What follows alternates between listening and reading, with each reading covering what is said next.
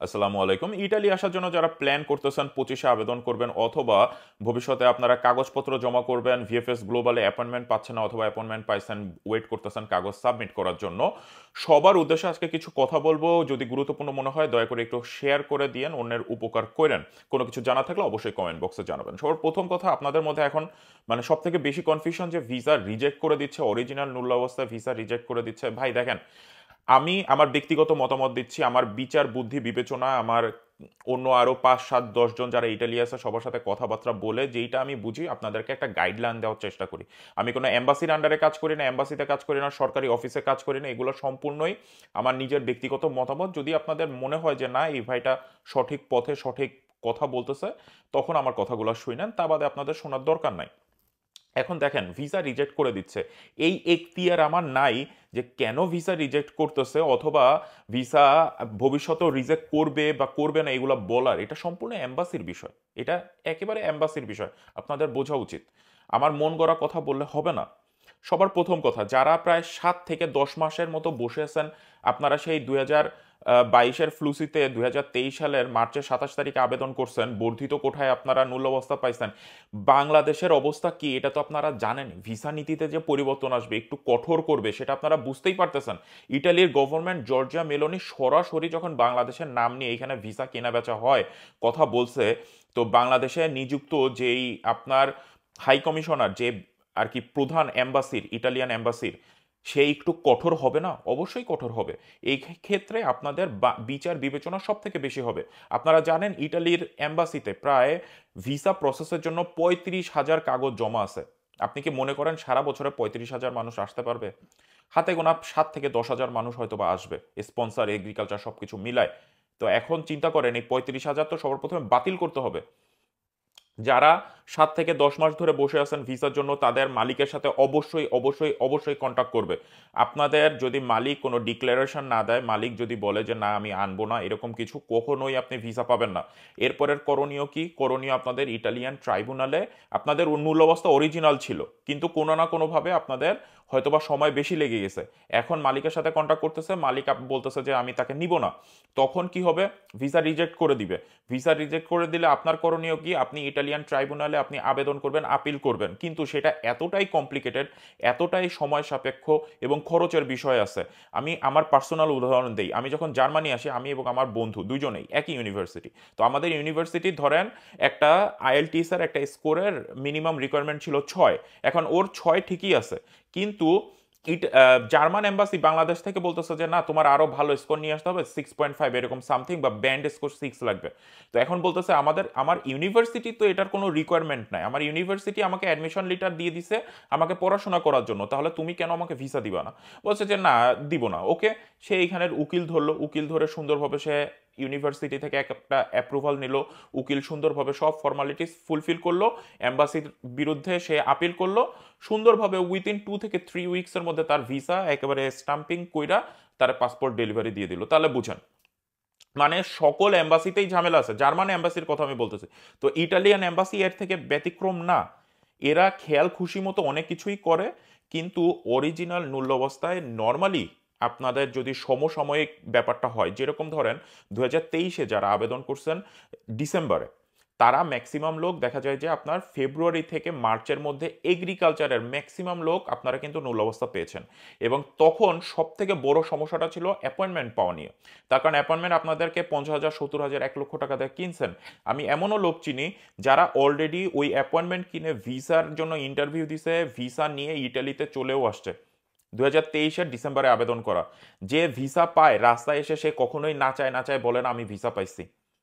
ঠিক আছে, আপনারা যেহেতু ধরবেন, মানুষের তো শত্রুর তো অভাব নাই, তাই না? তো যে ভিসা পায় না সেই রাস্তায় নাইমা কান্দে। তো এই জিনিসটা আপনারা মাথায় রাখেন দরকার হয়। সবার প্রথম বিষয় আমি ক্লিয়ার করলাম যে মূল অরিজিনাল হোক আর ফেক হোক যাই হোক, আপনাদের ভিসা দেওয়ার মালিক হলো ইটালিয়ান এম্বাসি। ইটালিয়ান এম্বাসির উপরে প্রেশার আছে।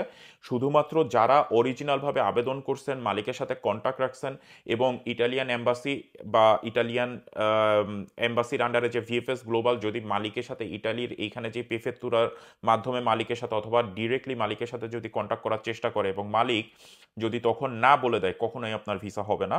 সুতরাং মালিকের সব কিছু মালিকের সাথে কন্টাক্ট আছে এরকম মাধ্যমেই আপনারা আবেদন করবেন, তা বাদে আবেদন করতে যাবেন না। এখন দেখেন এর মধ্যেও স্টিল আপনাদের 80%-এর ভিসা হবে না। এটা আমি কেন বলতেছি, তার কারণ এখানে আবেদন করাটাই বিজনেস। ইটালিতে আবেদন করাটাই বিজনেস। আবেদন করলেই 50,000 টাকা, 60,000 টাকা, ঠিক আছে? তো যাই হোক, অনেক কথা হয়েছে এই ব্যাপারে। দ্বিতীয় বিষয়টা হইল গিয়ে আপনার ভবিষ্যতে যারা ইটালিতে আসার জন্য প্ল্যান করতেছেন, দেখেন এখন থেকে আপনি ইটালিতে আসার পরে যদি কাজ না পান, তখন কিন্তু সব থেকে বেশি প্রবলেম আপনাদের হবে।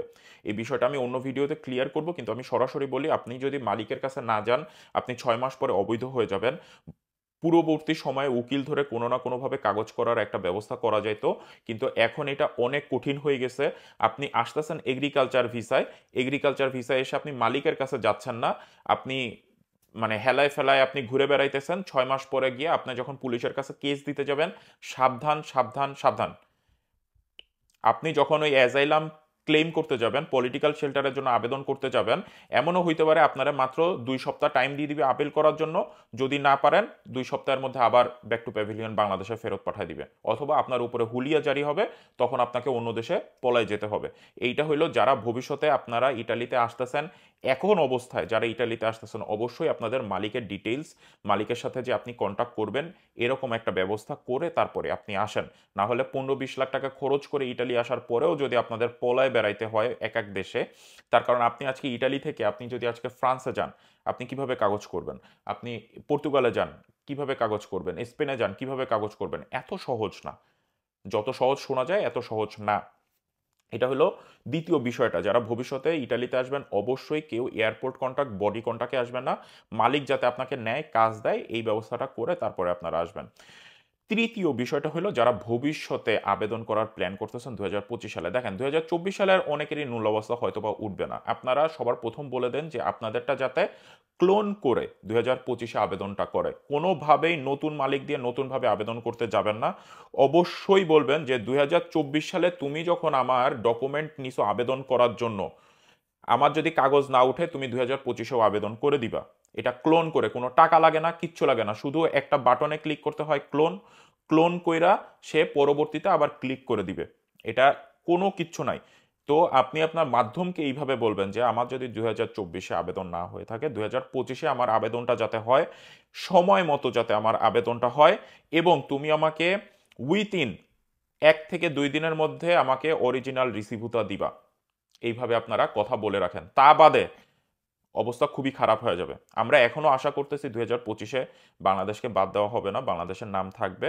সুতরাং যারা 2025-এ আবেদন করতে যাচ্ছেন, 2024-এ আবেদন করছেন, নূল অবস্থা এখন পর্যন্ত ওঠে নাই, বা দেখা যাচ্ছে যে আগামী 6 মাসের মধ্যে নূল অবস্থা ওঠে নাই, আপনার সাথে কন্টাক্ট এখন থেকে করা শুরু করেন, যে ক্লোন করে যাতে আপনার আবেদনটা করা হয়। এতে আপনার অগ্রাধিকার বেশি থাকবে। যে নতুন করে আবেদন করবে তার থেকে আপনার অগ্রাধিকার বেশি থাকবে। আপনার যদি সময় একটু বেশিও লাগে, কোনো সমস্যা নাই, আপনারটা আগে তারা প্রসেস করবে। নতুন করে যারা আবেদন করতে চাচ্ছেন, এই বিগত কয়েকটা বছর থেকে একটু তো শিক্ষা নেন। 2022 গেল, 23 গেল, 24 যাচ্ছে, এখান থেকে শিক্ষা নেন। যখনই আবেদন করবেন, কন্ট্যাক্টটা এরকম থাকবে যে আপনাকে সুন্দর সময় যাতে আবেদন করে দেওয়া হয়, এবং আবেদনের 24 ঘন্টার মধ্যে অথবা 1 দিন 2 দিনের মধ্যে আপনাকে যাতে অরিজিনাল রিসিভুতা দেওয়া হয়, এবং সেই রিসিভুতা সবার প্রথমেই আপনারা কোনো না কোনোভাবে চেক করে নেবেন। অনেকেই চেক করে দেয়, আমিও অনেক দিছি, হয়তো বা ভবিষ্যতে দিব কিনা জানি না।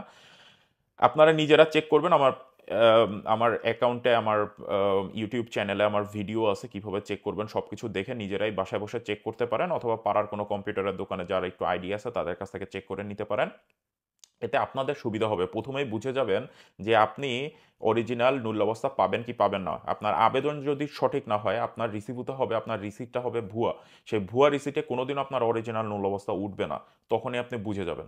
দ্বিতীয় বিষয়টা হইল, পরবর্তী যেই পেমেন্ট নূল অবস্থা উঠানোর টাইমে অবশ্যই আপনার আলেজ্য, আপনার মালিকের সব ডকুমেন্টস, মালিকের ব্যাপার, কিন্তু আলেজ্য এটা কিনতে হয় বা ব্যবস্থা করে দিতে হয়। যদি মালিক দিয়ে দেয় তাহলে তো আলহামদুলিল্লাহ ভালো, যদি না দেয় তখন এই আলেজ্যটা কিনতে হয়। এটা 500 থেকে 1000 ইউরোর কাছাকাছি চলে যায়। কিন্তু এটা নিয়েও অনেকে বিজনেস করে যে আপনার আলেজ্য কেনার জন্য আপনার কাছ থেকে আরো 1 লাখ 1.5 লাখ টাকা এক্সট্রা তারা রাখতেছে। কিন্তু এটা আসলে হওয়া উচিত না। তার কারণ আপনার কন্ট্রাক্টটা হয়েছে ভিসা হবে, টাকা দিবেন। কথা ক্লিয়ার? ভবিষ্যতে যারা করবেন, সবার প্রথম আবেদনের পরে 1 থেকে 2 দিনের মধ্যে আপনাকে অরিজিনাল রিসিপ্টটা দিতে হবে। অ্যাপয়েন্টমেন্ট পাওয়ার পরে, তার কারণ ভিএফএস গ্লোবালে অ্যাপয়েন্টমেন্ট পেলে বুঝতে পারবেন যে আপনার মূল অবস্থা অরিজিনাল। অ্যাপয়েন্টমেন্ট পাওয়ার পরে দ্বিতীয় পেমেন্ট করবেন। ভিসা যদি আপনি পান তারপরে তৃতীয় পেমেন্ট করবেন, অথবা ইটালি আসার পরে সম্পূর্ণ পেমেন্ট করবেন। কথাটা এরকম থাকবে, এইভাবে চুক্তি, এইভাবে অঙ্গীকারনামা দিয়ে তারপরে আপনারা ডকুমেন্টে সাইন করে, একটা স্ট্যাম্প পেপারে সাইন করে তারপরে আপনারা সব কাজ করবেন। আরও কথা বলে দেই, ম্যাক্সিমাম এজেন্সি, বাংলাদেশের কোনো এজেন্সি ইটালি নিয়ে কাজ করে না, তার কারণ এজেন্সির এখতিয়ার নাই, এজেন্সি এইভাবে পারে না। হয়তোবা 2-4টা এজেন্সি 2-4-5 জন আনতে পারে, কিন্তু এজেন্সি যারা ম্যাক্সিমাম আপনাদেরকে বলে যে ইটালির জন্য আমরা ফাইল জমা নিচ্ছি, ওই ফাইল জমা নিচ্ছি নামটা খাটায় তারা 100-200 মানুষের কাছ থেকে এরকম 50,000 করে টাকা নেয়। বিশ্বাস করেন এজেন্সি ইচ্ছা করলেই আপনাদেরকে আনতে পারে না, এইখানে মালিক দরকার হয়। মালিক কখনোই বাংলাদেশের এজেন্সির কাছে যায় লোক চাবে না, ঠিক আছে? ইটালিয়ান কিছু এজেন্সি আছে, বড় বড় কিছু সাপ্লাই কোম্পানি আছে, তারা কোনো না কোনোভাবে ব্যবস্থা করে, এটা সঠিক কথা। কিন্তু আপনি ভবিষ্যতে অবশ্যই চেষ্টা করবেন আপনার পরিচিত এলাকার মধ্যে যার কাছ থেকে টাকাটা তুলতে পারবেন, বিশ্বাসযোগ্য এরকম মানুষের সাথে কন্ট্যাক্ট করার জন্য। আর অবশ্যই ইটালি এসে যাতে কাজ পান, মালিক আপনাকে নেয়, সেই ব্যবস্থা যাতে করে দেয়, সেই বিষয়টাও আপনাদের মাথায় রাখতে হবে। না হলে কিন্তু আপনি যে ইটালি আসার পরেও যে একটা ভালো লাইফ লিড করবেন তা কিন্তু হবে না। দেখেন কথা আসলে একটু মানে ঘুরায় গেছে, তার কারণ এত মানে বাজে সিচুয়েশন বর্তমানে, ভাই বিশ্বাস করবে না, কষ্ট লাগে আপনাদের জন্য। আপনারা অনেকে খুবই খারাপ মন্তব্য করেন, কিন্তু আমি আমি পার্সোনালি ভাই দেখেন, আমি ইটালি থাকি না, কিন্তু তারপরেও আমি চাই অ্যাটলিস্ট আপনারা এই প্রতারণার হাত থেকে বাঁচেন। এবং একটা জিনিস আমি বলি, অনেকে কথা ঘুরায় ফেলে, আমি সেরকম না। আমি প্রথম দিন থেকে যেইভাবে কথা বলে আসছি, যেই টোনে কথা বলে আসছি, সেই টোনে আজকেও আমি কথা বলতেছি। আমি চাই যে আপনারা ইটালি আসেন, আমি চাই আপনারা ইটালি এসে মালিক খুঁজে পান, কাজ করেন এবং কোনো না কোনোভাবে এখানে বৈধ হয়ে সুন্দর একটা লাইফ আপনারা লিড করেন। আপনাদের কাছ থেকে 2 পয়সা খাওয়ার জন্য আমি এখানে বসে নাই। আর এইখান থেকে যে 2-4টা ভিউ হয় তাতেও আমার কিছু আসে যায় না, তার কারণ আমার রাস্তায় নামলে যে 5টা টাকা খরচ হয়, আমার দিনে ইউটিউব ফেসবুক থেকে আমার সারাদিন আমার 5 টাকা ইনকাম আসে না। বিশ্বাস করেন, এরকম লাখ লাখ অনেক ভিউ আপনারা দেখেন, কিন্তু ইনকাম নাই, এতে ইনকাম নাই। এটা এক ধরনের শখ, আপনাদের সাথে কথা বলা, একটা সম্পর্ক তৈরি করা, একটা ফেস সামনে আনা, এটাই মেইন উদ্দেশ্য, আর কিছুই না। এবং ভবিষ্যতেও কোনোদিন ইটালির ভিসা নিয়ে অ্যাটলিস্ট আপনি শুনবেন না যে সিফাত ভাই ওয়ার্ক ভিসা বা ইটালির ভিসা নিয়ে বিজনেস করতেছে, আপনাদের কাছ থেকে ফাইল জমা নিচ্ছে। আমার সম্ভাবনা থাকলেও মানে কোনো ইচ্ছা নাই এই ব্যাপারে, তার কারণ মানুষের সাথে প্রতারণা এখানে সব জায়গায় করতেই হবে, এবং আল্লাহর কাছে আমি দায়ী থাকতে পারবো না এই ব্যাপারে। ভালো থাকবেন সবাই। কথা একটু বেশি বলে ফেললাম, দয়া করে মানে মাফ করে দিবেন ভুল ত্রুটি ত্রুটি হইলে। আর ভিডিওটা যদি গুরুত্বপূর্ণ মনে হয় অবশ্যই শেয়ার করে দিবেন, আর কোনো কিছু জানা থাকলে অবশ্যই কমেন্ট বক্সে জানাবেন। আজকের মতো বিদায় নিচ্ছি, আল্লাহ হাফেজ, আসসালামু আলাইকুম। ভালো থাকবেন সবাই।